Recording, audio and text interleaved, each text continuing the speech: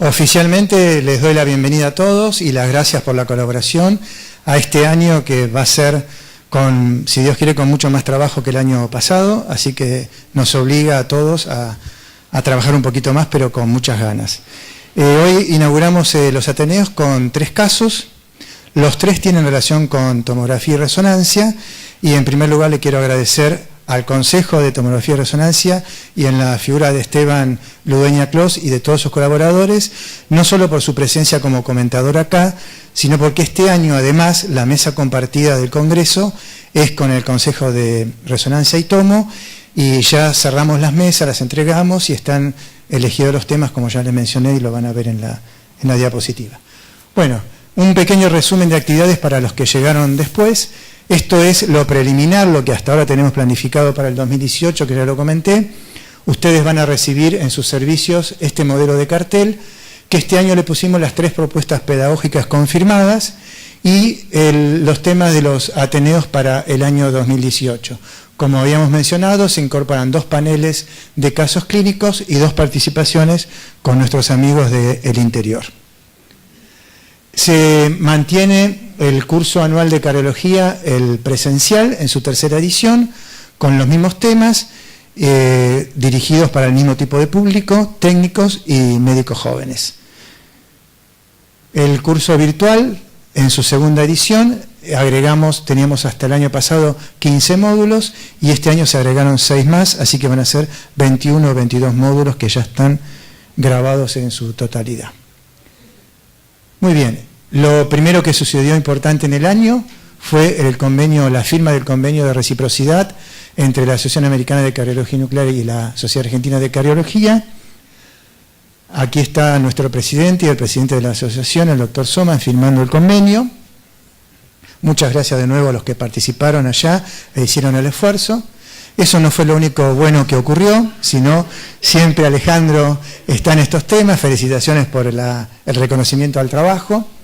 Pero no todo estuvo exento tenían los bloopers. Es un video, ¿lo podrías pasar? Cortito.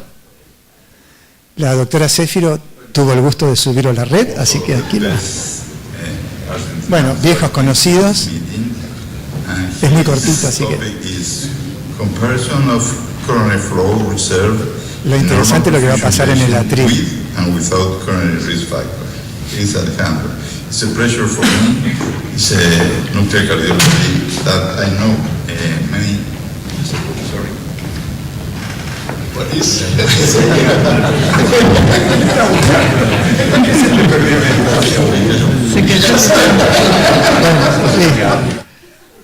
Bueno. Nadie sabe lo que había en el piso.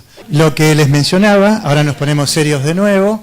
Gracias a Natalia y a Miguel por su trabajo, tanto Miguel del año pasado como Natalia de este año, y a Silvia también, porque nos están representando muy bien en el comité científico y organizador. Y esto es lo nuevo, es el convenio y la colaboración con la Sociedad Argentina de Reumatología, con el nuevo Consejo Vascular, y lo que les dije hoy, que esto es prioridad para la SAC. Y la mesa compartida con el Consejo de Tomografía y Resonancia, vuelvo a repetir el agradecimiento a Esteban y a todos los compañeros del Consejo, y se mantienen los tópicos de cuantificación del flujo, lo nuevo de PET, etc. Y esto es lo más importante, que va a haber también muchas mesas sueltas compartidas con otros colegas, que es lo realmente importante. Y Silvia Caramés, con su pierna fracturada, está trabajando denodadamente para que tengamos la mayor participación posible que nos puedan dar y superar lo que hicimos el año pasado. Estos son los invitados del Congreso de Cardio-Oncología, son de primera línea. Yo conozco a Daniela, es excelente, la experiencia que tienen en Milán es fabulosa respecto a este tema, así que bueno, creo que a través de la invitación cordial que nos hizo Andrés Daniele, tenemos la obligación de colaborar y participar. Bueno, fortalecimiento de la asociación, publicación de los resúmenes de actualización en la página web de SAC, la prioridad de membresía, los otros consejos donde vamos a participar, ya lo hicimos en el American College, en FAC, en el simposio del ASNE de septiembre, en el europeo, etcétera, etcétera. Lo nuevo, el webinar con hemodinamia en el mes de noviembre y el simposio de la asociación en diciembre posiblemente fue algo así. Felicitarlo a Roberto, que este año tiene mucho trabajo como presidente del distrito, no solamente a Roberto, sino a otros integrantes del consejo que son compañeros nuestros acá. Muy bien. Felicitarla a Silvia con su yeso, a Liliana y a Susana por la publicación en la revista Indexada Uruguaya de este trabajo tan lindo que tuve el gusto de colaborar con ellas. Bueno, y lo de siempre, el talento de ustedes está, el secreto de esto es trabajar en equipo y compartir todo. Bueno, y ahora arrancamos con los casos clínicos. En primer lugar, Neiva nos va a presentar su caso clínico, en segundo lugar, Gustavo, y en tercer lugar yo voy a presentar en principio el mismo caso que presentamos en Calafate, tengo dos, porque me pareció importante compartirlo con los que no pudieron ir a Calafate. Los tres casos tienen de tomografía y rezo, y de nuevo agradecerte la presencia como comentador.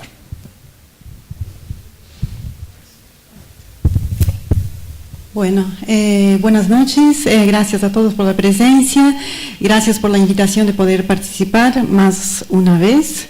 Voy a presentar un caso clínico que quizás les va a parecer bastante aburrido, así que como un caso clínico que vemos quizás a diario, pero bueno, vamos a poner onda y no se me duerman.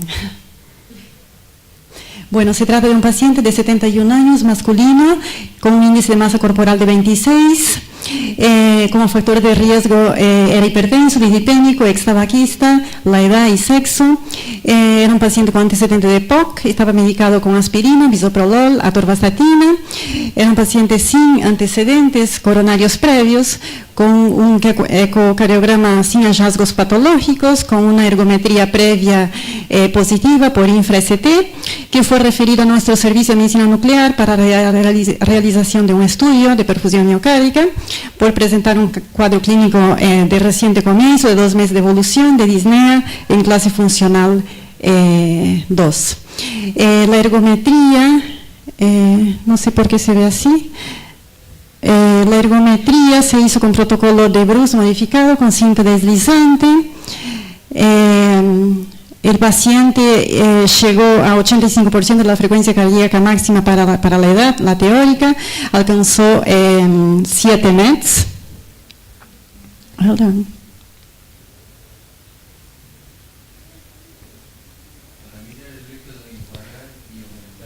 Sí. No le da la resolución. Bueno, aquí lo que se vio aquí fue al máximo esfuerzo un infra de nivel del segmento ST de 2,5 milímetros, en el máximo esfuerzo de V3 a V6. También en cara inferior hubo una rectificación y un infra de menos que 2,5, pero levemente infra desnivelado. Ese fue el electro de máximo esfuerzo. En el electro de la recuperación, en el primer minuto, ya niveló el ST. El paciente alcanzó entonces 85% de la frecuencia cardíaca, 7 METs, un 20.000 de doble producto. El infra-ST que nombramos, y el paciente estuvo asintomático durante la prueba y no presentó arritmias. En las imágenes de perfusión, el protocolo fue realizado con un protocolo de un día, reposo-esfuerzo, esfuerzo primero. Lo que observamos es que no hubo defectos de perfusión, tanto en el esfuerzo como reposo. No encontramos ningún otro dato de isquemia. Y vimos que el gatillado era... tenía una motilidad y engrosamiento conservado, la fracción de eyección estaba conservada, los volúmenes estaban conservados, una dilatación, no hubo dilatación isquémica transitoria, el TID fue de 0,97. Y en el informe pusimos, entonces, perfusión sin evidencia de isquemia, inducida a mediana carga ergométrica y hasta el doble producto alcanzado, con una función sistólica del VI conservada en reposo. ¿Puedo interrumpir? para preguntarte Sí, nomás, claro. la fracción de eyección del esfuerzo no la tienen. No tenemos, porque en el servicio ese día se hace primer esfuerzo de por reposo. Era un paciente que no presentaba como Pero no- pretest elevado. ¿No la adquieren Se hizo. gatillado? No, hacemos el segundo, en la segunda adquisición.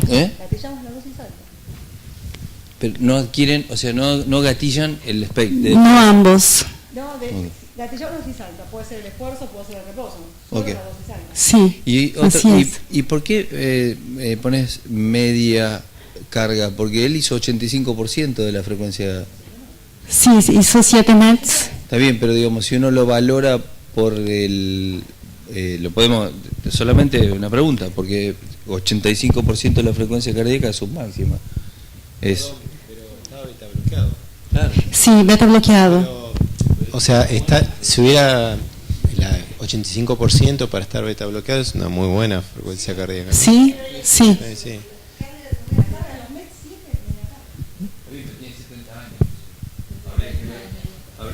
Marina, estos de los casos que vos solés presentar, estos de los casos que vos solés presentar como discordantes, ¿querés comentar algo? Pero si tiene 70 años, hay que ver cuál es la mediana de la gente de 70 años para decir que 7 METs.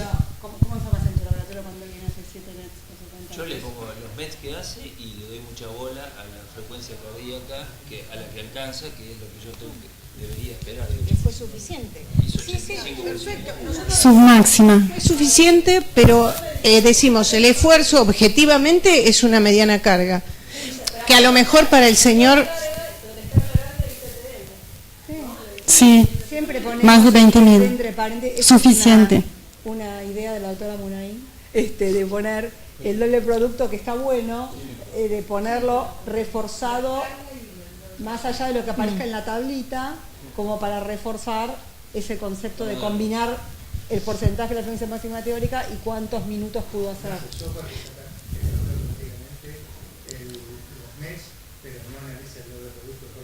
Obviamente. Y por ahí... ¿Qué dosis usan para decir que es baja la dosis para no gatillarlo? La baja dosis y las dosis altas están alrededor de 25 o 30 milicurios. Eso con un peso menor a 100 y... Claro. Sí, cuando es un protocolo de 2 días. Cuando tal es cual. un índice de masa más de 30, hacemos 2 días. No sé cómo te Bueno. los demás. Está buena esta discusión. Me parece que está Sí, piola. sí, está Sí, bueno. hay servicios Saber que están organizados como para empezar con el reposo. Me parece que está perfecto las imágenes, ¿no? Tenemos el esfuerzo, ¿Qué dosis gatillamos usan? el esfuerzo, la ¿Qué segunda dosis dosis. usan, por ejemplo, no sé, Natalia, la Fundación Favaloro? ¿Qué dosis usás en un SPECT convencional como este? Sí. Mamás grandes, 2 días. Sí. ¿Vos, Roberto? Lo mismo, y paso a 2 días por encima de 90 kilos. Depende de la estatura, porque no son lo Sí, mismo. de la caja 90 torácica. kilos en 2 metros que 90 kilos en 1,60 m. Claro, sí, la geometría del paciente también. Cuadrado te da un poquito más de fuertes, incluso se puede Por ahí no Y es además para- los antecedentes clínicos, si vemos que es un paciente que necesitamos ver el reposo primero, ¿no? Y después gatillar, también hacemos primero el reposo como para reevaluar el paciente antes de someterlo a una prueba de esfuerzo. Yo No siempre es el esfuerzo primero. creo que... En una mesa de diabetes había físicos y ellos desconfían del índice de masa como indicador, y nosotros también, el desafío es encontrar una fórmula que combinara perímetro de cintura, altura y peso para estar más cerca precisamente de esta cuestión, ¿no? Bueno, y en el informe entonces agregamos un comentario que dado la discrepancia entre la ausencia de defecto segmentario de perfusión y los hallazgos en la ergometría, que es el INFRE-CT significativo encontrado en la ergometría. Quizás como la describiste vos, el infra del segmento ST lentamente ascendente ya no es el característico patológico, ¿no? O sea, es horizontal o descendente, ¿no? Por eso, y más siendo mujer. O sea, yo también lo hubiera... sí, perdón. Sí, yo también lo hubiera descrito. Vos sabés que una cosa que también queríamos charlar, y a veces con Alejandro le hemos puesto en algunas metas, si vamos a poner, y lo charlamos con Eva, ¿no? En Semana Santa estuvimos discutiendo mucho, el tema de uno va a poner este comentario de discrepancia cada vez que ve un ST, no. Entonces el punto es... ¿Cuándo? ¿Cuándo? ¿No? Y también le queríamos preguntar si de rutina ustedes ponen estas discrepancias o en qué caso, ¿no? También como para normatizar un poquitito entre nosotros, los cardiólogos nucleares, cuándo hacer este comentario y cuándo no. Si el paciente tiene angina, bueno, eso es fácil, pero digamos cuando...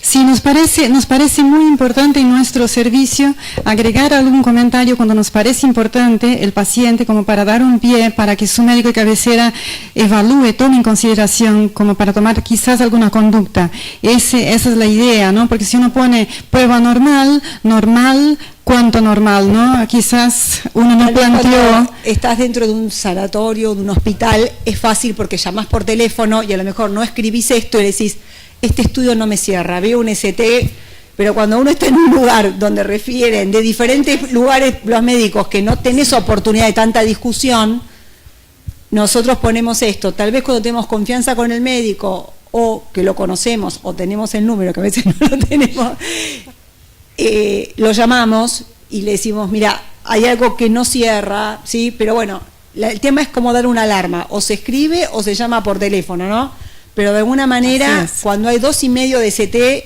es como, no es 1 milímetro ascendente de una mujer. Discúlpame, pero además este estudio fue direccionado por un ST más disnea. Exactamente. Había que mencionarlo. ¿Querés hacer un comentario antes que llegue? Clínico, ¿no? Gracias. Meramente desde el punto de vista clínico, es interesante que la paciente tiene varios factores de riesgo, ¿no? Que había mencionado al comienzo. Tiene una prueba ergométrica que fue positiva, repite de nuevo una prueba ergométrica positiva bajo tratamiento antiisquémico. La paciente comienza con un síntoma que es disnea, que podría estar referido a su EPOC o a sus factores de riesgo que le dan una prevalencia pretest por lo menos moderada para enfermedad coronaria. Me ha pasado ver pacientes que uno por tomografía tenía una prueba ergométrica positiva, le hacemos la tomografía, tenía una DA tercio medio, se angioplastia como hallazgo, la ergometría no tenía síntomas, finalmente repite ergometría ya con la DA abierta y sigue haciendo ST en la prueba ergométrica. Y quizás lo que encontramos fue una presentación atípica de electrocardiográfica en la prueba ergométrica que no tenía nada que ver con isquemia, que después uno cuando ve el reflejo oculostenótico de una obstrucción en una arteria la quiere abrir.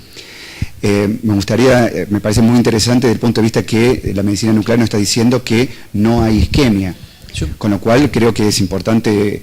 Yo le creo mucho a la ergometría. La ergometría para mí es una de las herramientas más nobles que tenemos desde el punto de vista para la isquemia los cardiólogos. Pero bueno, la medicina nuclear es fuertísima. Digamos, primero, no quiero abrir una extensa discusión porque por ahí no da para ahora. Yo personalmente gatillo los dos estudios. Ahora, este paciente con el primer estudio, su perfusión era normal. Si vos entrás por el protocolo, sacando esta ergometría que por ahí uno... Si vos entrás con un protocolo solo de stress only, le harías el reposo para ver qué, digamos... Ya sé, está bien. Por ahí estamos diciendo lo mismo, le digo, pero sí, me parece interesante que en algún momento, no ahora, discutamos si vamos a los beneficios de gatillar los dos estudios, de hacer protocolos stress only, en qué paciente nosotros vamos a informar, como vos bien planteabas, el señor tiene una probabilidad no baja, entonces por ahí la ergometría, digamos, Cuando vos tenés el STS que te deja dudas, ¿lo gatillarías más inmediato? Porque si no tenemos el gatillado en reposo a la hora. Nosotros por la dinámica que tenemos nunca tenemos estudios que vengan a la hora. O sea, la verdad que terminamos un paciente, en general nos llevan más de media hora los gatillados y nos gusta verlo, digamos, o sea, pero me parece que hay datos que en algunos casos ayudan y bueno, vos viste que lo que está en la literatura básicamente es el valor de la fracción de eyección post esfuerzo para sumarla al riesgo, ¿no? 12 milicuries. Lo he visto, gatillados con 10 milicuries y 35% de secciones, simplemente porque tenés pocas cuentas, ¿sí? Lo vimos todos, no me digas que no, porque lo hemos visto todo. No es, a ver, la indicación del doble gatillado es en el paciente que tiene 2 dosis altas. Uno es práctico y a veces de repente gatilla a alguien porque tenés ese pretexto que pensás que va a ser normal, pero con esta ergometría adhiero a la idea del estrés only, que está bueno que discutamos entre todos cuándo, porque si Neiva hubiera empezado, digamos, mostrando la foto de la perfusión y no hubiera mostrado la ergometría, muchos a lo mejor hubiéramos dicho, ¿y para qué le hicieron el reposo? ¿No? Pero es un juego que está bueno para cuando los cardiólogos nos envían los pacientes, para decirles, bueno, mirá, el estudio no es una imagen de perfusión, es un combo, tiene un montón de elementos, y si uno de esos elementos es patológico, o como dice María acá, dudoso, hay que hacer el estudio completo. Pero está bueno el tema de red de protección que plantea Ale. Bueno, seguimos. Bueno, entonces es un paciente que no tiene un pretest bajo, como dice Esteban. Tenemos la disnea, que es importante, quizás como un equivalente anginoso, ¿no? Bueno, ¿cómo interpretamos ese estudio? Bueno, entonces vamos a pensar que el estudio está dentro, entre comillas, normal, ¿no? El médico de cabecera es un clínico, quizás, ¿no? Va a pensar que es normal y no va a hacer nada, le va a ajustar la medicación, va a reevaluar con otro estudio funcional. ¿Ustedes qué harían? ¿Harían un estudio anatómico? ¿Otro estudio, no? Un estudio anatómico, por decir. No sé, los que trabajan en centro, que tienen multiimágenes, quizás tienen la opción de pedir uno en un estudio anatómico, quizás, ¿no? No invasivo. Los que no tenemos, ¿qué hacemos? ¿Le pedimos una CCG? ¿Ustedes qué harían con ese paciente? Particularmente creo que yo me manejaría siempre con la hipótesis de máxima. ¿Qué sería lo peor que le podría pasar al paciente si yo me equivoco? El paciente refiere disnea, tiene factores de riesgo, o sea, tiene una probabilidad intermedia. Tiene una prueba ergométrica que es positiva por segunda vez bajo tratamiento antiisquémico. La cámara gamma es muy fuerte, pero finalmente el peor damnificado, si nos equivocamos, es el paciente. En un paciente con estas características, que tiene un síntoma, que no es un hallazgo, sino que tiene un síntoma, que la ergometría 2 veces con bajo tratamiento antiisquémico, me gustaría conocer la anatomía. Sí, Quizás en este caso yo hubiera preferido suspenderle los beta bloqueantes 48 horas, cambiárselo por otro antihipertensivo, como es una prueba diagnóstica, ¿no? Sí, los dos comentarios me parecieron muy buenos. Yo, por ejemplo, en el Argerich no tengo opción de hacer una tomografía. Me parece que un paciente así en el Argerich va a quedar con tratamiento médico. ¿Sí? Si yo no pongo la observación de la discrepancia y el médico cabecera no conoce bien el paciente, no considera la disnea, porque también nosotros conocemos el paciente cuando hacemos el esfuerzo. Es muy importante el médico que hace el esfuerzo opinar sobre ese estudio, porque él vio el paciente. Yo creo que ahí está quizás el punto, ¿no? El médico cabecera que conoce al paciente y juntar todos sus datos clínicos previos, la clínica, que es cuando vos ves el paciente, eso me parece muy importante. Y si vos tenés la opción, me parece bárbaro conocer la anatomía. Para cerrar esto, en verdad, para confirmar que no tiene enfermedad coronaria. ¿Sí? ¿Por qué? Porque si la cámara gamma me está diciendo esto, en verdad lo que yo quiero certificar es que no vamos a encontrar enfermedad coronaria, porque si la disnea, que es equivalente a anginoso, en verdad es la traslación de síntomas de falla cardíaca, y tenemos que no hubo dilatación de cavidad, que la prueba de la perfusión negativa, es para quedarme tranquilo nada más. Sí, y yo leo tu pensamiento. La tomografía tiene un alto valor predictivo negativo, entonces vos harías una tomografía para descartar enfermedad coronaria.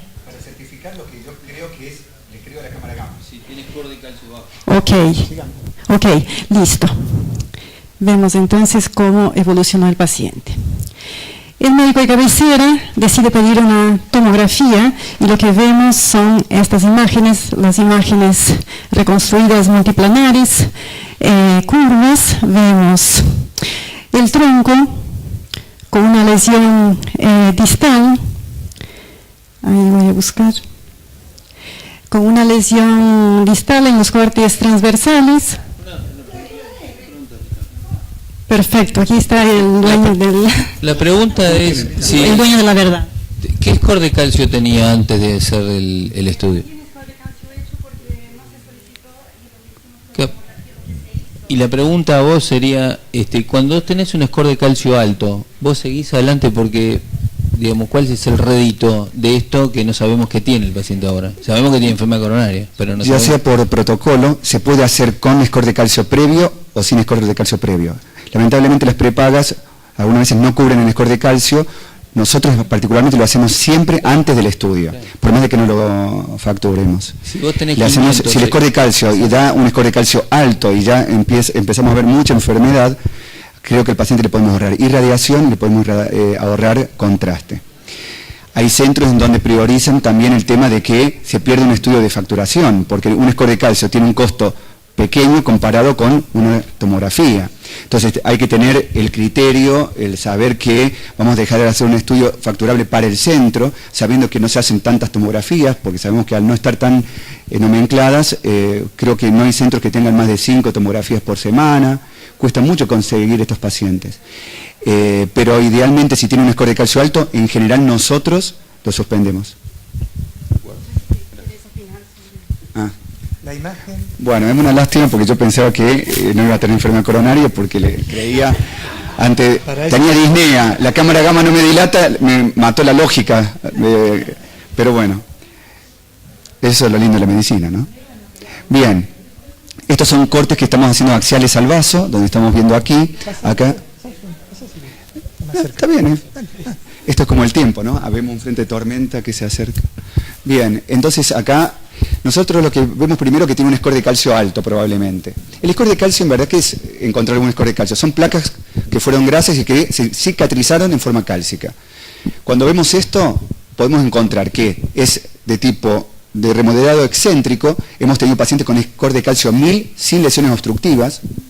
Y entonces, pero el paciente no tiene enfermedad coronaria, no, tiene mucha enfermedad coronaria, mucha disfunción endotelial, pero no es obstructiva. Ese paciente se puede complicar mucho, eso hay pacientes hay que tratarlos bien desde el punto de vista higiénico-dietético y farmacológico. Bueno, acá lo que estamos viendo son extensas placas fibrolipídicas y mixtas, también con componente cálcico. Acá vemos una placa importante, esto, ¿cómo? Mixta, donde vemos que habitualmente es lo que encontramos, ¿no? Habla de la cronicidad de la placa. Tiene un componente fibrolipídico y con un componente que se ha ido calcificando, especialmente en las porciones más proximales y distales. En verdad es una arteria bastante enferma, una arteria que de las porciones proximales y medios realmente presenta enfermedad fibrolipídica, que es lo que vemos acá como hipodenso, e hiperintenso las placas cálcicas. Toda una enfermedad difusa del vaso. Y cuando hacemos acá vemos que la placa tiene lo que se llama el blooming, ¿no? Donde vemos placa brilla mucho. Y eso puede ir hacia adentro de la cavidad del vaso y hacia afuera. Entonces podemos sobredimensionar. Y acá no podemos llegar a saber especialmente si tiene enfermedad o no. Acá vemos un componente mixto. Lo hipodenso y lo hiperdenso. Bien. Vemos enfermedad realmente significativa. Habría que ver las reconstrucciones, porque veo que acá ya la han hecho en corte. Acá está el tronco de la coronaria izquierda, con la arteria circunfleja que está muy calcificada. Lesión acá, donde, bueno, una lesión acá del tronco, moderada. Habría que hacer el cálculo que lo podemos hacer a través de, como hacen en hemodinamia, medimos desde la porción previa a la enfermedad hacia la porción distal y nos va a dar una cuantificación. Muchas veces no ponemos por tomografía el valor. Bueno, ustedes van a ver que decimos lesión moderada, no ponemos lesión porque lo tenemos al valor, 55-60%. Lo que pasa es que después no coincide con la hemodinamia. Claro. Y la tomografía tiene espesores de corte de 0.5 milímetros. 0.5, la hemodinamia tiene 0.2, o sea, la resolución de la hemodinamia es 3 a 4 veces mayor que la de la tomografía.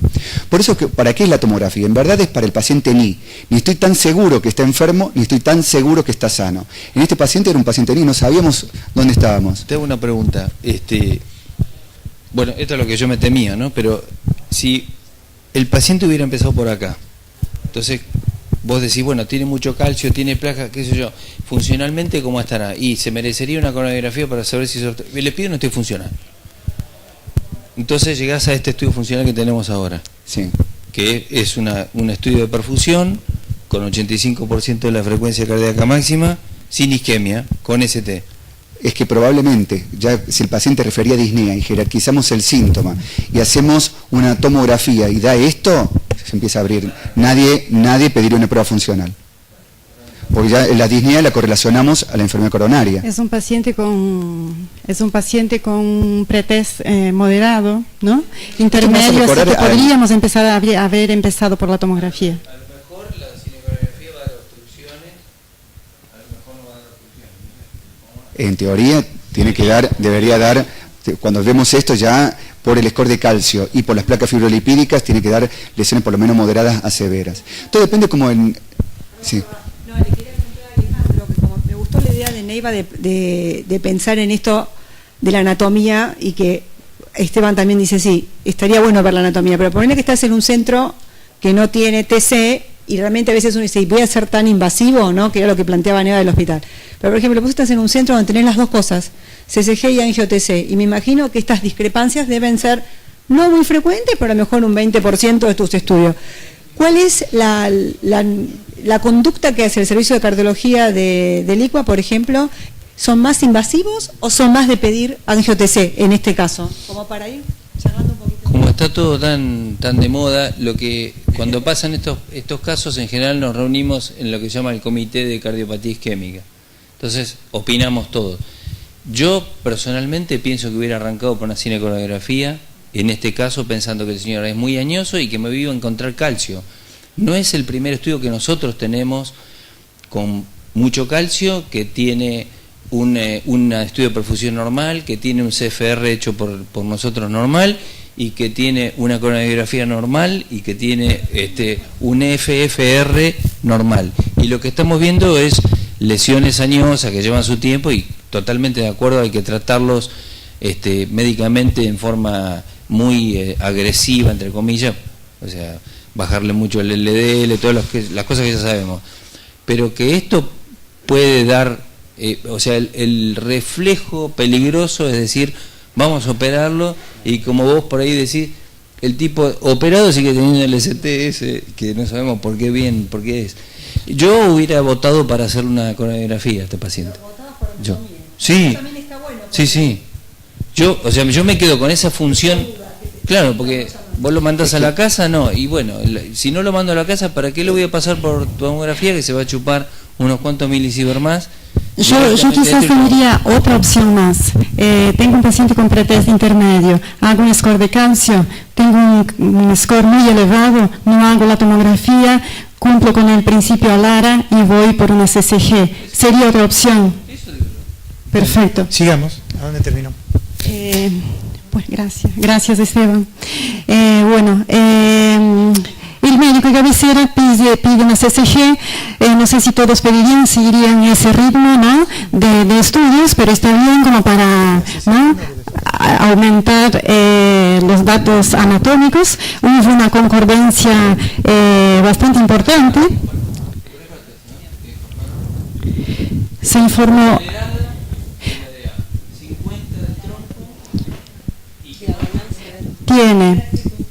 Tiene tronco, tiene una DA moderada y severa en la segunda diagonal. La segunda diagonal prácticamente está ocluida. Después tenemos el tronco con una lesión de 50% distal. En la angiotomografía había sido informado como una placa mixta, o sea, de riesgo, con remodelado. El remodelado está descrito en los papers también como un factor de riesgo independiente para eventos cardiovasculares, o sea que tenía el tronco 50%, tenía una lesión moderada severa y otra lesión distal severa. Y la coronaria derecha, una lesión más proximal y otra tercio medio. Esta lesión, acuérdense, aquí tenemos las imágenes, ¿no? Aquí estaba la lesión que dijo Esteban, de alto riesgo, mixta, ¿sí? Severa, y todo toda calcificada, de difícil también evaluación, ¿no?, por el calcio. Está descrito más que 400 de calcio, difícil evaluar. Si bien la tomografía evalúa tanto la placa como el flujo, ¿no?, la pared y la placa, evalúa la característica de la placa, si hay de más riesgo o no, si es más lípido o más cálcica, si hay remodelado. Entonces la tomografía es muy buena, pero como había mucho calcio, la CCG estuvo bastante bien como para aclarar un poco y optimizar los hallazgos anatómicos. Ahora, todos porque son especialistas. Realmente, como decíamos al comienzo, qué noble es que la ergometría, porque fue la ergometría la que nos llevó a todo esto, ¿no? Si no, ¿cómo se explica la cámara gamma sin dilatación, negativa para... Isquemia balanceada. Por isquemia balanceada.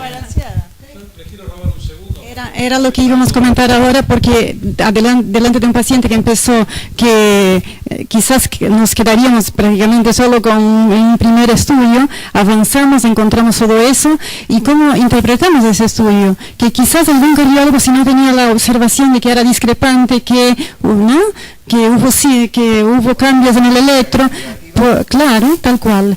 No hubo otros hallazgos como dilatación isquémico-transitoria. Tengo un caso exactamente igual, nada más que de 35 años. Solo yo conocía que el paciente había sido tratado oncológicamente y hacía el estudio bajo obligación de guardar secreto por un tema laboral y sindical. Hizo esa ergometría espantosa y un efecto totalmente normal. Lo discutimos entre todos y nadie le hizo un estudio anatómico. Fue a su médico de cabecera, vio la ergometría, lo estudió y tenía la lesión de tronco. Seguimos por el tema tiempo. Tan parecida como es. Sí, así que bueno, nosotros repensando con el diario del lunes es más fácil pensar que eso entonces...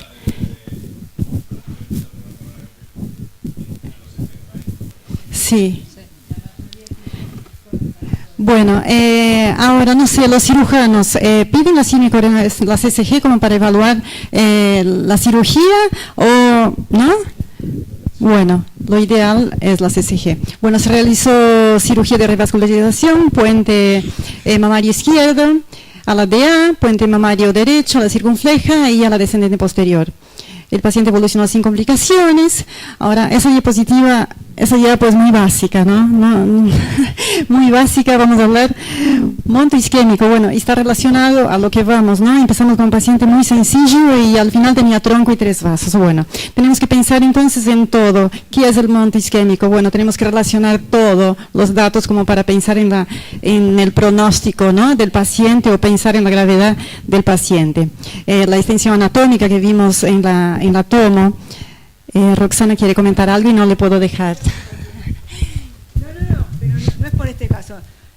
Lo del monto isquémico es justamente por la foto de la medicina nuclear. ¿Viste? Todos los estudios que nos comparan de isquemia versus anatomía, este paciente hubiera sido triple S 0, score de suma de estrés 0, ¿sí? Y después dicen, ay, ¿cómo? ¿No era que es menos del 1% por año los eventos de los pacientes con perfusión normal? Nada de los estudios que nosotros leemos, mismo el isquemia trial que está en desarrollo, o en redesarrollo porque fue redefinido últimamente, consideran la unificación del concepto del gated. Tal vez la función ventricular está como un poco más aceptado, pero poner lo que pasó en el apremio con la isquemia o la ausencia de isquemia, el paciente hubiera entrado dentro de los normales.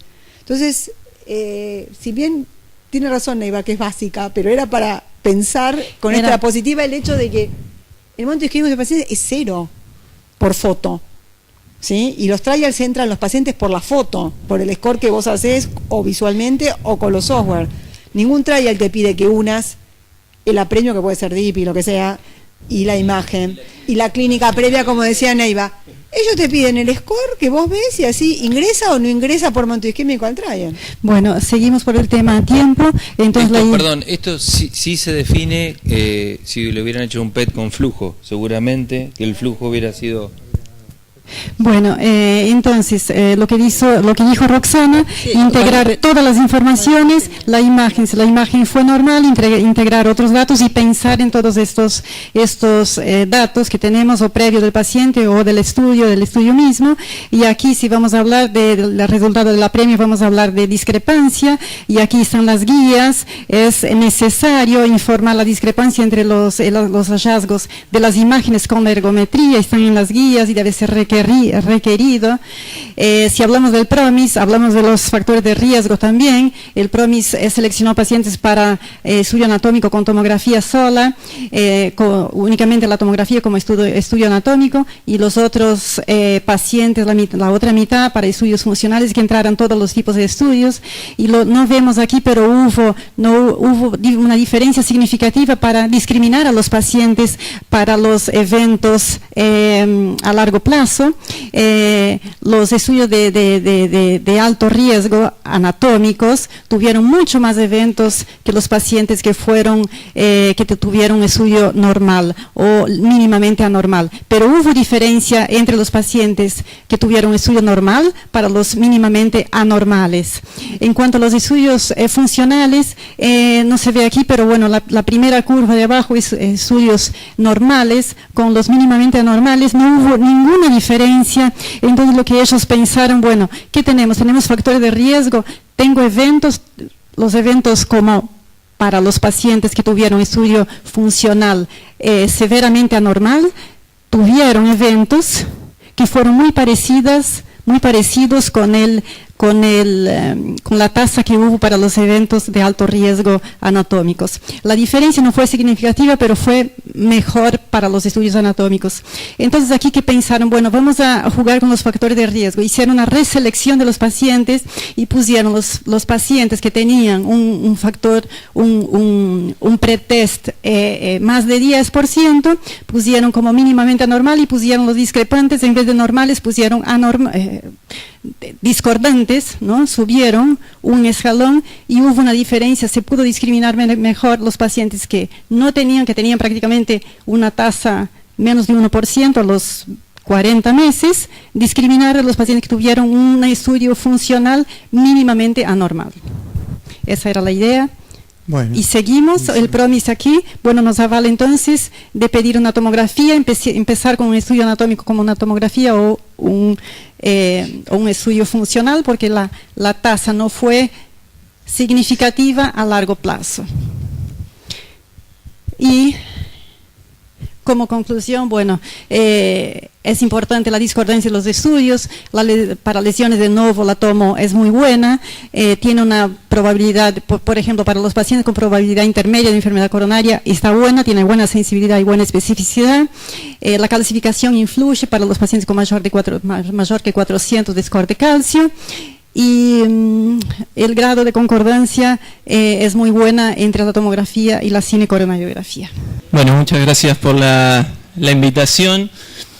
El mío ya tiene diagnóstico final. Es un paciente que tiene amiloidosis cardíaca. Y un poco el planteo era que, sobre todo los cardiólogos nucleares, sabemos que hay un método que tiene alto rédito diagnóstico, que es accesible, sobre todo para el diagnóstico de la amiloidosis del tipo transtirretina. Entonces yo les pregunto a ustedes, ¿cuánto tiempo piensan que pasa desde que un médico sospecha que el paciente tiene amiloidosis cardíaca hasta que termina referido al servicio de medicina nuclear para búsqueda de amiloidosis? E incluso cuántos estudios invasivos se puede realizar el paciente hasta que llega a la centellografía. Este caso que vamos a presentar es un caso de un paciente que tuvimos en el instituto, del cual hemos aprendido mucho. Vamos a empezar, como es en honor al título, por el final. A nosotros nos llegó el paciente que tenía 78 años porque había debutado con insuficiencia cardíaca, venía medicado por una miocardiopatía hipertrófica y ya había una sospecha muy fuerte de amiloidosis del tipo senil. Hicimos la centellografía con fosfonatos, con HMDP, en donde se ve una captación mayor al tejido óseo, claramente es una captación de amiloidosis del tipo transtirretina, tanto por la escala visual, por la relación del corazón en relación a la captación contralateral mayor a 2. Vean, nosotros solemos, además de hacer imágenes planales, le hacemos imágenes gatillados. Sobre todo en el gatillado uno puede tener una mejor valoración de lo que es el ventrículo derecho, que tiene también compromiso del ventrículo derecho, y incluso uno puede llegar a obtener una fracción de eyección. Pero el mayor beneficio es que este paciente entonces quedó con el rótulo de amiloidosis del tipo senil. Se puede optimizar tratamiento médico, sobre todo suspender el bloqueante cálcico, optimizar con el diurético, y empezamos con tratamiento. Todos nuestros pacientes que tienen amiloidosis, lo que se hace es un combo de doxiciclina y té verde, que ha mostrado beneficios sobre todo en la progresión de la amiloidosis senil, y en este caso el paciente tuvo la posibilidad de empezar tratamiento con tafamidis. Es una medicación que es un estabilizante de la transtirretina que todavía no está disponible en Argentina. Este paciente tiene la posibilidad de adquirir el fármaco en el exterior.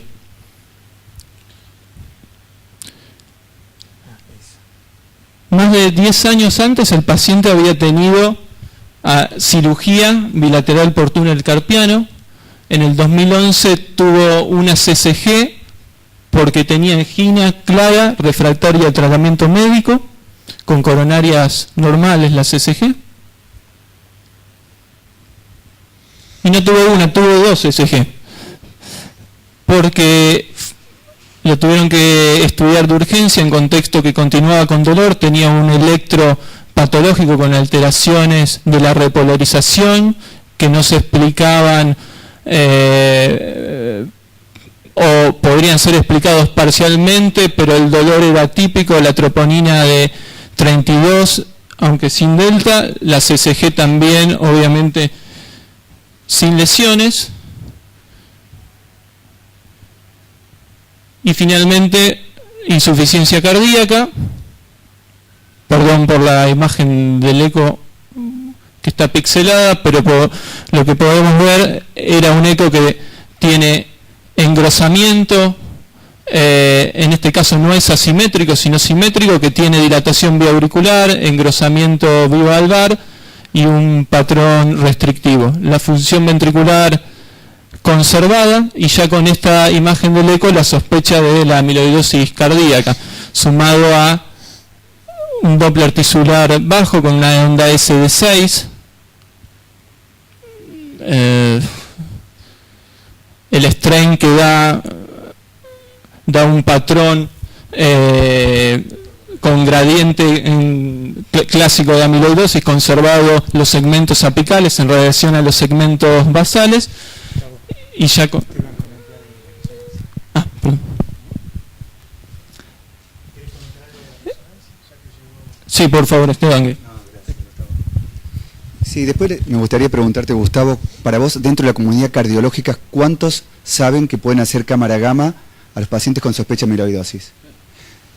Yo quise mandar un artículo de un paciente que lo mandé a la revista, le dijeron, no voy a decir quién, porque es una persona muy renombrada, como diciendo, esto lo hacemos en mi centro y no es ninguna novedad. Pero a mí me gustaría, muchos médicos buenos, no sabía que podíamos hacer una cámara gamma para esto. Entonces, para mí hay que difundir mucho más esto, y es un gran problema que tenemos capaz que también en nuestro centro. Segundo, no estoy de acuerdo cuando informamos en estos pacientes que decimos que tienen función sistólica conservada. No hay mayor disfunción sistólica de estos pacientes, que no es lo mismo la función de cámara que la función de fibra. La función de cámara, como la cámara está pequeña, cualquier movimiento achica la cámara y da una fracción de eyección normal o supranormal. Y la función sistólica en verdad está severamente deprimida, que lo evidencia el strain patológico. Entonces, uno tendría que informar a estos pacientes, por lo menos así lo hacemos en las hipertróficas y en la amiloidosis en nuestro centro. Decimos que pacientes con fracción de eyección conservada con deterioro de la función sistólica evidenciado por tagging, feature tracking, que lo hacemos por resonancia, etc. Pero estos pacientes tienen disfunción sistólica. Decir que tienen función sistólica conservada por una mera fracción de eyección es un error conceptual puntualmente, y hay un artículo muy lindo que salió publicado de eso. Por el strain de estos pacientes típico, ¿no? Sí. Da rojo, es como el huevo frito, ¿no? Rojo en el medio, donde está la yema, blanco en la periferia, que es donde tienen las mayores hipertrofias. Acá lo que estamos viendo es una secuencia de cine cardíaco. Recuerden que cuando uno ve un cine cardíaco es el promedio de varios latidos, no es un latido real, es el promedio de varios latidos. Por eso necesitamos habitualmente frecuencias cardíacas estables y sin arritmia, como fibrilación auricular o extrasistolia ventricular. Acá seguramente se utilizaron 8 o 9 latidos para conseguir el cine de la izquierda y el de la derecha. Estamos viendo un aumento de los espesores parietales, no decimos hipertrofia, porque estos pacientes no tienen hipertrofia ventricular, sino un aumento de la masa ventricular a expensas, en este caso, de la sospecha del depósito amiloide. Vemos en la imagen de la izquierda, en 2 cámaras, el aumento de los espesores de la cara anterior y de la cara inferior, la aurícula izquierda dilatada con la orejuela. ¿Tenés el puntero? Sí, perdón. Otra vez, clínica del paciente. Si el paciente refiere disnea, ya se ha descartado enfermedad coronaria y veo aumento de los espesores y no es hipertenso, y algo es. Yo puntualmente pensaría, yo lo pensaría. ¿En qué haría para hacer eso? Bueno, habitualmente uno le pide los estudios al paciente. Si me trae un ecocardiograma, que el ecocardiograma tiene aumento de los espesores, partión restrictivo de llenado, strain disminuido del tipo, y bueno, más todavía para pensar la resonancia, ¿cómo la voy a apuntar? Porque si no, viene un paciente con disnea y le piden resonancia. No, dame el ecocardiograma, me va a orientar, dame la clínica, me va a orientar. Si no, tenemos que empezar con toda una serie de protocolos muy amplios para demorar el estudio. Aumento de los espesores, la cavidad está, a expensas de la cavidad está disminuida. Lo vemos mejor en esta imagen de 4 cámaras. Lo típico, las presiones de fin de diástolo de estos pacientes están tan aumentadas que se traslada hacia las aurículas, la dilatación vía auricular. Llama la atención que el aumento del espesor del septum interauricular no sea a expensas de la zona de la fosa oval, donde también la amiloide infiltra y aumenta ese espesor. Acá lo vemos bastante finito, esta zona, me llama un poquito la atención. Pero el espesor está aumentado tanto del ventrículo izquierdo, también pareciera estar aumentado a nivel del ventrículo derecho. Esta es una imagen de cine. Cuando ahora seguramente vamos a ver imágenes de gadolinio, el gadolinio es muy ávido, el amiloide es muy ávido del gadolinio. Aspira donde haya gadolinio lo aspira. Ahora vamos a ver por qué. ¿Es la que sigue, Gustavo? Sí, creo que hay una de un eje corto. A ver. Bueno, esto es el tagging está en movimiento, a ver. A ver si lo pueden accionar. A ver. Esto es hermoso, esto me encanta a mí. Yo siempre defendí mucho el concepto de, acá está, yo siempre defendí mucho el concepto de la utilidad de las secuencias de tagging miocárdico. ¿Qué es el tagging? Imprimimos bandas de saturación miocárdicas que van a seguir el movimiento de ese territorio. Esto fue el precursor para que después apareciera el strain por ecocardiografía. O sea, la lógica que mostrábamos nosotros por resonancia de esto apareció en la ecocardiografía, es decir, y bueno, hagamos lo mismo por eco. Sigamos por, como esa huella digital que tiene el músculo, lo sigamos por speckle tracking. Bien, acá es lo que decíamos hace un momento. Donde no hay movimiento, se mantienen las líneas de perpendicularidad. No hay nada de movimiento, no hay deformación. ¿Cómo ven la deformación de la pared acá inferior o póstero inferior y del septum? Bajísima, deforma muy poco. Entonces no podemos decir que tiene función sistólica conservada por la que la fracción de eyección es normal. Digamos fracción de eyección conservada con función sistólica deprimida, evidenciado en este caso por la secuencia de tagging miocárdico. Nosotros ahora, por suerte, tenemos en nuestro centro, analizamos deformación, o sea, strain miocárdico cuantitativamente. Esto antes era visual, no teníamos la posibilidad de darle un número. Se adquirieron nuevas secuencias y que nos permiten a través de software especializado darle un número a esto. Y lo estamos haciendo no solamente por tagging, sino por estas secuencias de cine, por algo que se llama feature tracking, que es lo igual que en ecocardiografía el speckle tracking. O sea, seguimos como si fueran cuadraditos la deformación y da tal cual lo que pensábamos. La deformación está severamente disminuida. ¿Qué es lo que aporta esto? Por ecocardiografía, ¿qué dependemos? La ventana. La ventana algunas veces no es confiable, no vemos muy bien. O sea, por resonancia tenemos una gran ventaja, no tenemos problema. y yo soy ecocardiografista y hago de estos estudios, ¿no? Hacer un ecocardiograma es como entrar con una linterna en un cuarto oscuro. Uno ve la luz de la linterna, pero todo el resto lo vemos oscuro, es el haz del ultrasonido. Cuando hacemos resonancia es como prender la luz de la habitación. Vemos todo el cuarto, vemos los pulmones, vemos el esófago, vemos el mediastino, vemos todo y aparte vemos muy bien el corazón. Acá vemos el aumento de los espesores sin un componente obstructivo dinámico. Vemos acá el tracto de salida. Y no hay un componente obstructivo, no hay una aceleración de acá. Habitualmente las micardiopatías hipertróficas tienen obstrucción dinámica del tracto de salida. Las asimétricas más, pero también las concéntricas. Eso ya me estaría orientando a pensar también en amiloidosis. Acá el aumento de los espesores. Hacemos cortes de la punta hasta la base. ¿Por qué? Porque si tenemos ancho y largo, y cada espesor de corte que hacemos por resonancia tiene 8 milímetros, entonces tenemos ancho, largo, volumen. Y si tenemos volumen podemos sumar todo esto y tenemos la fracción de eyección. Por eso la resonancia es el gol estándar para fracción de eyección. Y bueno, finalmente, lo que decíamos hace un rato. Normalmente el gadolinio es absorbido por el amiloide. Entonces, ¿qué pasó acá? La cavidad habitualmente es blanca después de la secuencia de 10 minutos. El gadolinio, perdón, soy aburrido, pero lo digo porque es el cuentito de uno, ¿no? Normalmente el gadolinio es una sustancia derivada de tierras raras que a los 10 minutos, por sus propiedades intersticiales y extravasculares, llega hacia los tejidos y tiene un muy buen washout. Se lava rápidamente, salvo donde haya fibrosis, salvo donde haya necrosis. Entonces, a los 10 minutos tendría que estar con un pulso de inversión, el miocardio completamente negro. ¿Por qué? Hice que estuviera bien negro para que donde haya gadolinio se ponga bien blanco. ¿Qué pasó acá? Tiramos un pulso de inversión, pero el gadolinio quedó todo absorbido donde había amiloide en todo el cuerpo y en el músculo del corazón. Quedó muy blanco el músculo, porque había gadolinio, había amiloide que absorbió el gadolinio, y normalmente esto lo tendrían que ver negro, pero negro carbón, y acá lo vemos blanco, porque el amiloide absorbió esto.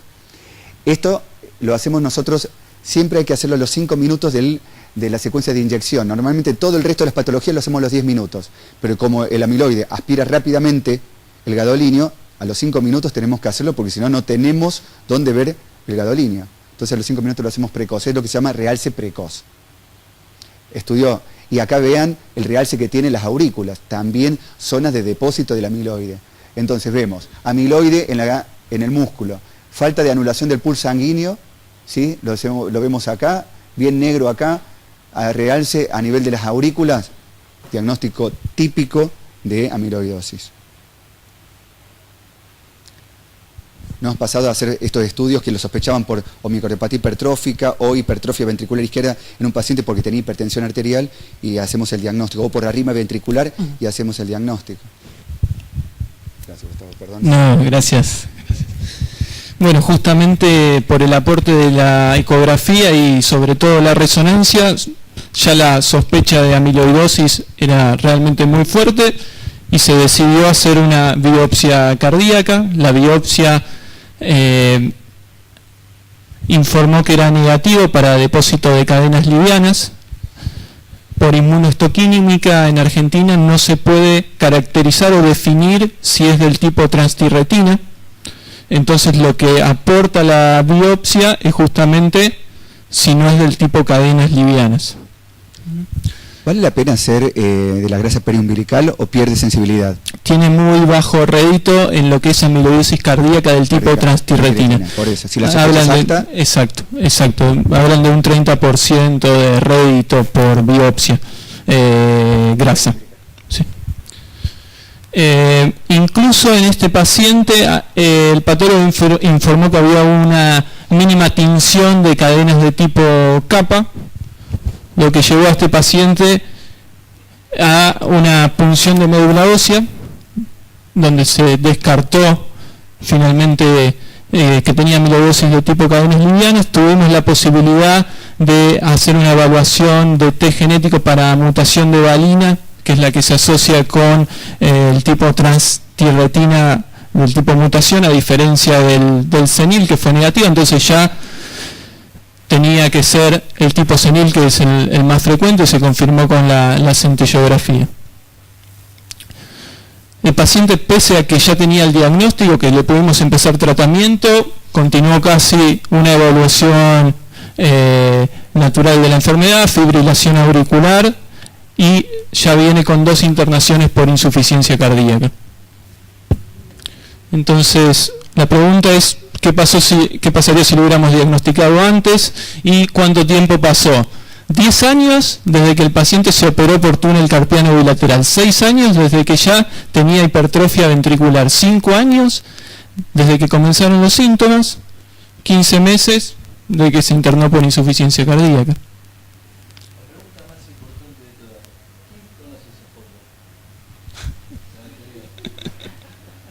Yo la conozco.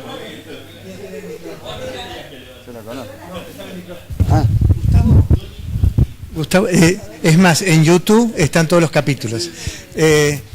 Gustavo, ¿cuál es el mecanismo fisiopatológico? Porque viste que apareció en 2 revisiones, una la compartimos los españoles, de la asociación cada vez más estrecha entre el túnel carpiano bilateral, incluso con edad media de los pacientes, y la predicción de amiloidosis.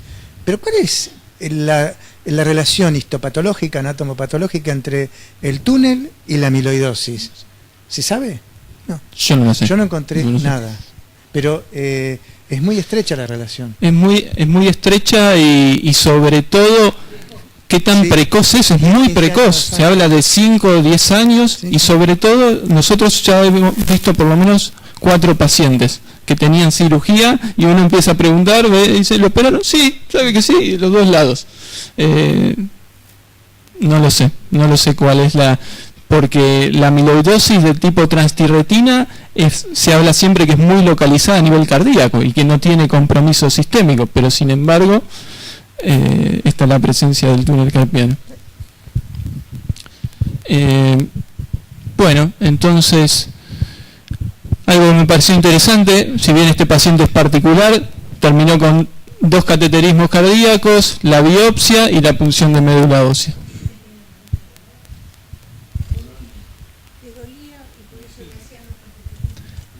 4 años desde que empezó con síntomas. Compromiso de la microvasculatura. Tienen compromiso por compresión de la microvasculatura y tienen isquemia, pero no tienen enfermedad coronaria.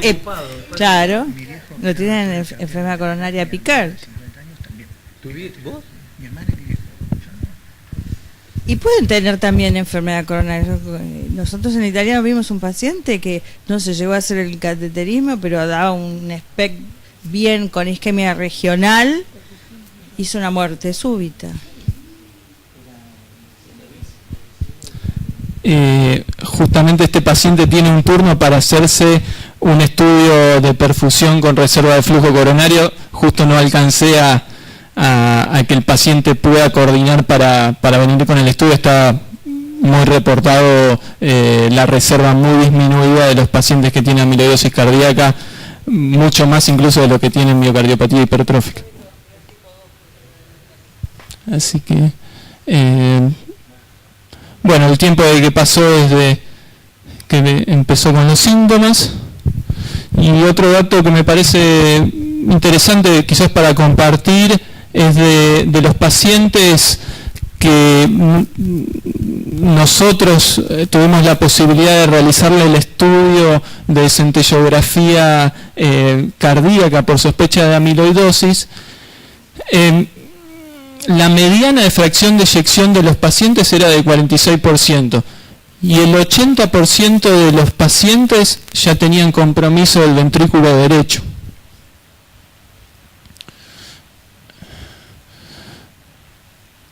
Un poco por la experiencia que fuimos adquiriendo y la fortaleza del método, tanto por experiencia propia y como internacionalmente, se fue consolidando sobre todo la buena correlación que tiene con la biopsia cardíaca. Hoy en día el centellograma óseo está arriba en el algoritmo diagnóstico en todo paciente de sospecha de amiloidosis cardíaca en el instituto. Entonces, si el paciente tiene altas o tiene sospecha de amiloidosis cardíaca, ya sea porque tiene aumento de los espesores ventriculares, pero con un patrón que no se explica por hipertrofia ventricular, ya sea porque es un paciente añoso que debuta por insuficiencia cardíaca y no tiene explicada otra causa, el primer estudio termina siendo una centellografía ósea que nos aporta un valor predictivo negativo muy grande para amiloidosis del tipo senil. Y por el otro lado se complementa con la evaluación de cadenas livianas en sangre y orina. Y de ahí uno establece las combinaciones. Si la centellografía es positiva y las cadenas son negativas, claramente es un paciente que tiene amiloidosis del tipo transtirretina. Si el paciente tiene el centellograma un grado 0 o 1, o sea, una captación ausente o menor al tejido óseo, y las cadenas son positivas, entonces lo que hay es sospecha de amiloidosis de tipo AL y se complementa con una punción de médula ósea. Y finalmente la biopsia queda para los casos en donde hay incongruencia entre la captación de la centellografía ósea y la medición de las cadenas livianas.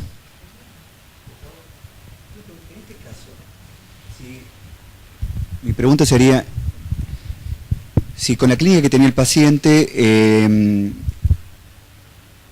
médico le hubiera pedido una resonancia directamente, y en la resonancia hubiera aparecido una resonancia típica de amiloidosis, ¿vale la pena hacerle el centellograma? Para saber, porque nosotros cada tanto tenemos nuestros hallazgos de resonancia y para saber que nosotros tenemos dos grupos de pacientes que nos derivan para centellografía ósea. Uno es el paciente que no tiene diagnóstico consolidado de amiloidosis. Sobre todo son pacientes que tienen un eco que, si bien es orientador, no le pueden hacer resonancia, sobre todo porque tienen dispositivos. Un porcentaje muy alto de los pacientes que tienen amiloidosis cardíaca terminan con marcapasos por los trastornos eléctricos de la amiloidosis. Entonces, con la centellografía es un estudio sencillo y generalmente podemos hacer diagnóstico de la amiloidosis senil. Otro grupo muy interesante de pacientes son pacientes que ya tienen amiloidosis clara, con resonancia, con ecografía, y lo que hay que definir es la conducta, el tratamiento.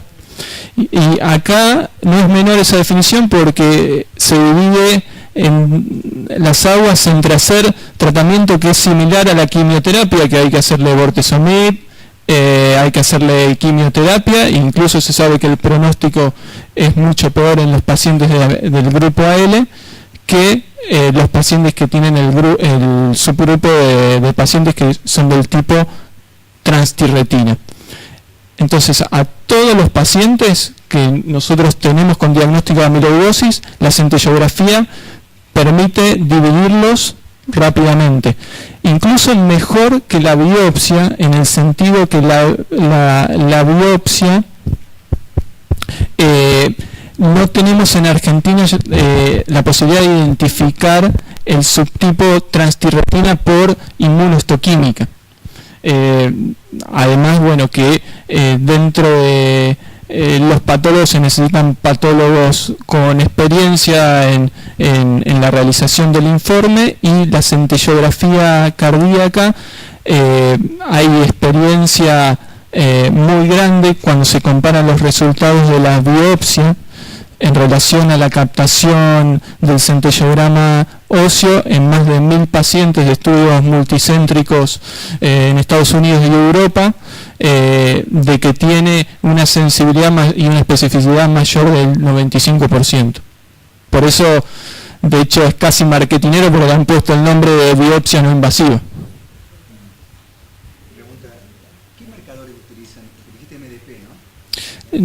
Esto es importante porque si bien el estudio, como general hablamos de fosfonatos, porque lo que hacemos acá en realidad es buscar calcio. Aparentemente el amiloide se deposita con un core de centro cálcico, y aparentemente las amiloidosis del tipo transtirretina tienen un centro cálcico mayor que las AL, y entonces por eso es que se termina identificando la tipo transtirretina. Dentro de los fosfonatos, con los que hay más experiencia, son con dos grupos.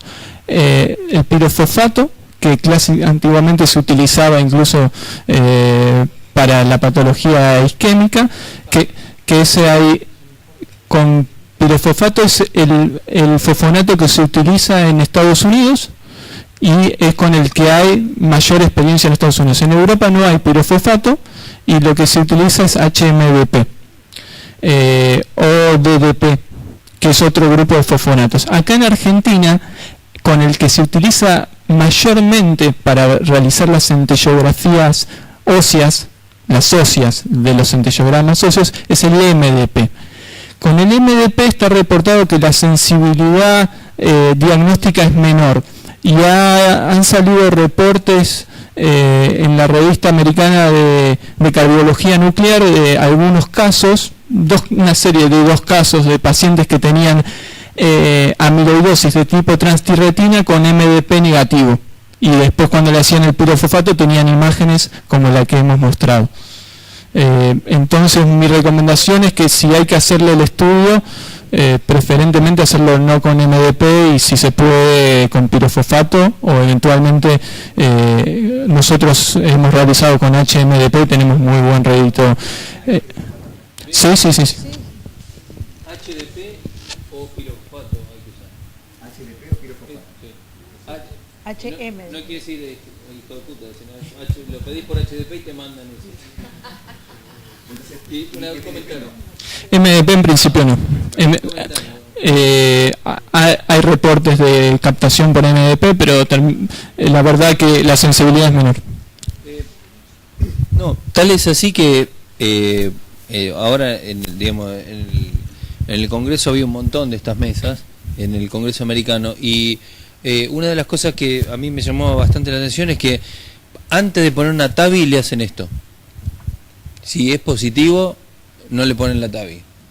Porque hay entre un 15 y un 20% de pacientes que si tienen amiloidosis, que es muy frecuente por la edad, y andan pero muy mal, inclusive no saben si los operan. Ahora tenemos un caso en el instituto que dio una captación muy importante, salió de TAVI y no sabían si lo iban a operar, porque también la cirugía anda muy mal. Bueno, excelente.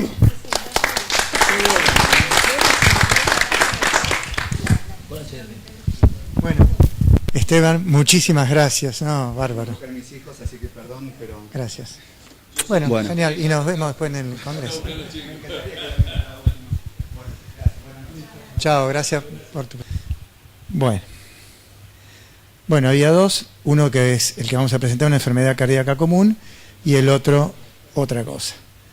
Es una mujer muy parecida a la paciente de Neiva anterior, pero empieza con un estudio muy patológico. Una mujer de 77 años, normopeso, hipertensa en estadio 2, dislipémica, que hace 3 meses comienza con disnea progresiva hasta hacerse en clase funcional 3. Venía medicada solamente con enalapril, 10 miligramos cada 12 horas. Su electrocardiograma basal tenía sobrecarga, no tenía cambios agudos, no diagnóstico. El ecocardiograma en reposo tenía una fracción de eyección normal, motilidad del VI en reposo normal y mucha disfunción diastólica. Esta es una paciente de PAMI donde las decisiones las tomaban múltiples médicos. O sea, esto no fue uniforme en su toma de decisiones. El médico interpreta la disnea como equivalente de Angor, la edad, los factores de riesgo, le pide un estudio de perfusión, que es el que tienen acá en la imagen. La prueba ergométrica fue francamente positiva por infradesnivel de 3 milímetros a baja carga, con la misma disnea durante el esfuerzo, caída de la fracción de eyección en el post-esfuerzo, el defecto de perfusión que ustedes ven, trastorno de engrosamiento y motilidad, la dilatación transitoria, y este es el primer estudio. Bueno, ¿qué hubieran hecho ustedes acá con esta información? Sí, coronariografía. Muy bien. Está en cine, ¿me la podés pasar la primera? No, la anterior es. Bueno, la coronaria derecha en la primera... Uy, perdón. La coronaria derecha en la primera foto sin lesiones obstructivas con irregularidades. La segunda. la descendente anterior con una lesión severa en el tercio proximal, y se le coloca en octubre del 2015 un stent Promus de Boston Scientific de 2,5 milímetros de diámetro por 24 de largo. Y esta era la DA con un flujo TIMI 3 post implante del stent. O sea que hasta acá, con un TIMI 3 le habíamos resuelto el problema. Muy bien. La evolución clínica de la paciente fue: durante 17 meses post-angioplastia, estuvo completamente asintomática, adherente al tratamiento, hasta que empieza, después de 17 meses, con la misma disnea, el mismo electro, el mismo eco, siempre cumpliendo con el tratamiento. Y acá el médico de cabecera interpreta que si apareció con el mismo síntoma, por un razonamiento lógico, tuvo alguna obstrucción del stent o generó lesión en otros vasos. Entonces le vuelve a pedir un nuevo SPECT, con la diferencia que este SPECT tuvo una ergometría negativa, no cambió la fracción de eyección, la perfusión fue normal, y es un SPECT, este segundo, de bajo riesgo, normal. Pero la enferma volvió con la disnea que no tuvo durante un periodo de 17 meses. ¿Qué harían? Los que ya saben... Bien. Quiero aclararle que lo mostré en la diapositiva anterior, que después del primer SPECT lo que se hace es optimización de tratamiento médico. Se le agregan estatina, beta bloqueantes, la enferma cumplió rajatablas, hizo actividad física, era tenista profesional, así que la disnea era francamente de aparición de novo, ¿no?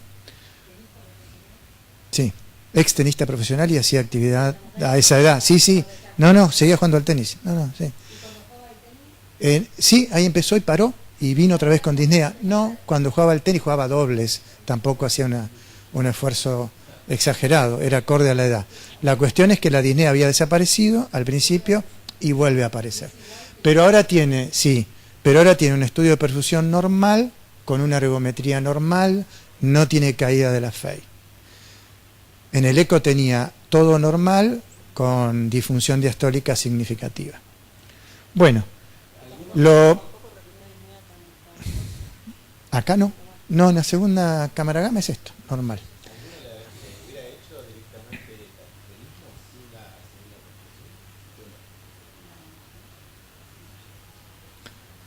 Bien, bueno, el médico de cabecera opta por ver la anatomía porque dice esto es el mismo síntoma que antes, razono que puede tener obstrucción del stent o haber generado alguna lesión en la derecha que tenía irregularidades, tenía en el medio un SPECT normal, pero aún así le pide una anatomía, pero le pide una tomografía multi-slide. Quiero recordarle que el valor predictivo positivo de la tomografía multi-slide para valorar la permeabilidad del stent no es tan alta, sí lo es el valor predictivo negativo, pero ahí hay que empezar a disecar en qué tipo de stent. Bueno, el score de calcio fue de casi 400, la coronaria derecha, como vimos en la radiografía, con un poquito de calcio, con irregularidades, pero ninguna lesión obstructiva. La circunfleja tampoco tenía lesiones obstructivas. Y la descendente anterior tenía mucho calcio, el stent y esta imagen, post-stent, informada como una obstrucción de al menos del 80% por el médico de tomografía. En la imagen, bueno, acá con zoom para que se vea mejor, y en la imagen renderizada se ve exactamente igual.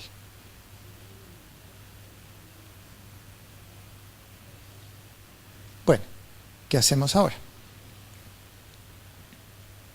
¿Qué hubieran hecho?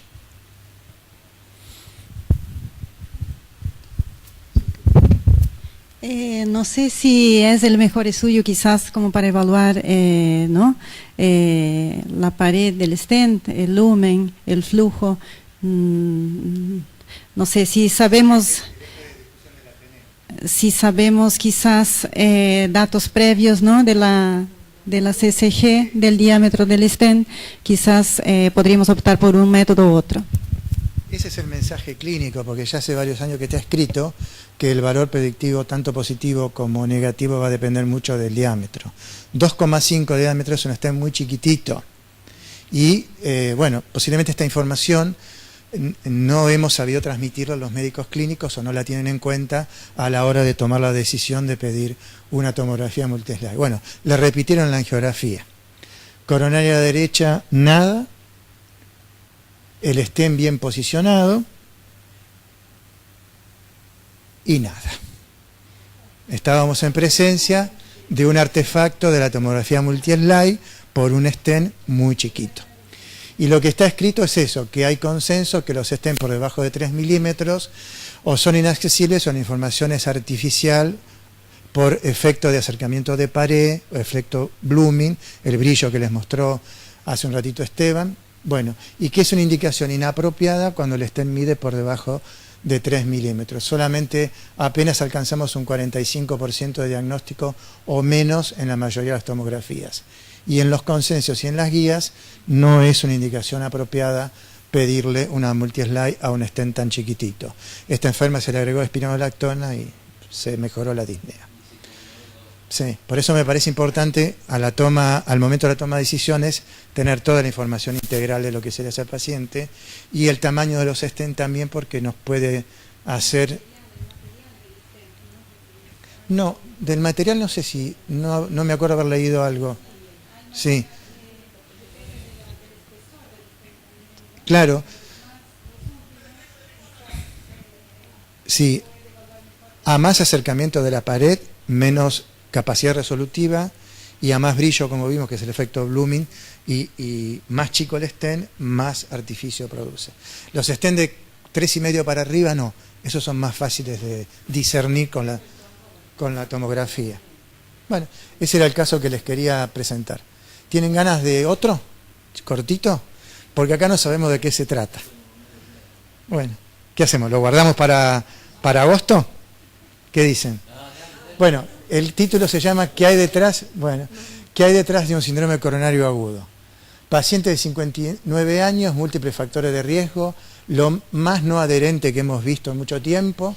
Hace 3 años, síndrome coronario agudo con lesión de la coronaria derecha y ana inferior, implantación de stent.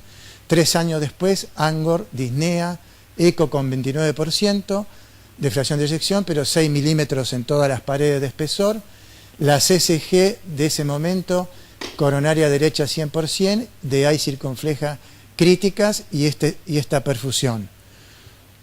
Con lo que ustedes ven ahí, el hemodinamista no pudo entrar para dilatarlo y nos pidió que le hiciéramos una viabilidad para ver si eso que se veía en el SPECT estaba viable o no. Bueno, el gatillado con 29 en el eco y 33 en la perfusión. Para suerte del enfermo estaba viable. El enfermo se revasculariza con angioplastia. Ahora se va a ver bien la lesión de los 3 vasos. Bueno, de la angioplastia fue una angioplastia exitosa, compleja de 3 vasos. Gracias a la información de la viabilidad, la cámara gamma posterior a la angioplastia totalmente distinta. La secuela inferior subió la fracción de eyección a 44%, mejoró la motilidad, etc. Sí, 2 entradas al hipódromo, porque es el director del hipódromo, el cual la esposa de Emilio ganó. Y nosotros 2 perdimos. Pero lo que quería mostrar es una observación que estamos haciendo ahora que vemos los SPECT en este tipo de pacientes. Recuerden que la captación normal estaba dentro de otros territorios, en el hígado, los riñones, y que no debería haber captación, al menos por arriba de 2 de sub, en el vaso, ni en la columna, ni en la aorta proximal. Este enfermo tenía mucha captación en la columna, en el vaso y en la aorta proximal, inclusive en ausencia de calcificación de la aorta. El sub de los 3 territorios era mayor de 5 o 6. Bien, esto no es observación nuestra, esto ya se sabe a partir de estudios de animales, que en asociado a un síndrome coronario agudo, y más específicamente cuando hay infarto, hay una respuesta cardioesplénica inflamatoria inespecífica que entre los primeros 30 días y en pacientes no adherentes o los que no están adecuadamente medicados es más fácil de observar. Hay una secuencia, que esto se determinó en estudios de DUTA en animales. Primero responde la médula ósea, después el vaso, y si es un paciente coronario, por último, dentro de los 30 días del síndrome coronario, la aorta. Y esto no es nuevo, esto es la base científica de lo que se ve ahora a través de los estudios con estatinas y monoclonales. También con timidina se puede evidenciar la respuesta de la médula ósea. Y este es un ejemplo en los trabajos de Mami. Arriba es un infarto de miocardio, donde no estamos viendo el corazón, y abajo es el control post-tratamiento, la aorta, la médula ósea y el vaso, con un sub siempre por arriba de 4. Bueno, el dato no es solamente de la imagen, porque el PET para ver si estaba viable. Tenía una cámara gamma de alto riesgo, parecía todo necrótico, no se pudo entrar. Para viabilidad, no, para esto no se lo hicimos. No está indicado todavía para esto.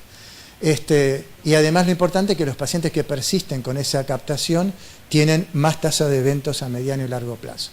Se corrigen con un tratamiento adecuado, con estatina de alta dosis en la etapa aguda y en el CANTOS, como lo voy a mostrar ahora, con monoclonales. Bueno, tienen la proteína C reactiva aumentada, aunque no sea específica, los monoclonales revierten, y el CANTOS fue lo que puso esta cosa en evidencia con un concepto nuevo que incluye riesgo residual inflamatorio, que están incluidos este tipo de enfermos. Incluso estando con el LDL normal, queda todavía un porcentaje cercano al 30% con riesgo inflamatorio, que son pacientes de tratamiento con monoclonales. Bueno, ¿es específico del síndrome coronario agudo? No. Esto se puede ver en cualquier otra patología inflamatoria o incluso neoplásica. Y un ejemplo es este paciente, varón de 83 años, con insuficiencia renal crónica, 8 años en diálisis, prótesis aórtica más resincronizador, síndrome febril de 30 días, cultivos negativos, eco no diagnóstico, pidieron un PET para descartar endocarditis. ¿Qué ven en la imagen? ¿Qué les llama la atención en la imagen? El origen de la insuficiencia renal era poliquistosis renal bilateral, y lo que tiene además es una poliquistosis tremenda de un hígado calculado en 6,5 kilos, 7 kilos, con múltiples quistes. Presten atención a este. Bueno, el PET tanto la tomografía, no había lesiones anatómicas, o sea, no tenía endocarditis, no había colección de líquido, no había absceso. Este es el hígado lleno de quistes, aparte de los riñones, y lo que nos dio positivo fue el absceso ese grande en el hígado de 10 a 12 centímetros, con una captación de un sub por arriba de 7 en esa zona, y además el mismo hallazgo, toda la columna hipercaptante y el vaso.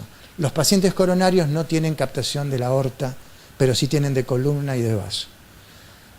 Bueno, se hizo punción del quiste, tenía flora multibacteriana, se lo trató con quinolonas y se recuperó. Pero lo importante es que en este tipo de patología, que también no es coronaria, vemos una hipercaptación tanto de columna como de vaso, para demostrar que esto no es específico de un síndrome coronario. Y lo estamos viendo cada vez con más frecuencia. A este paciente último le hicieron la punción de médula ósea y dio una proliferación mieloproliferativa en específico.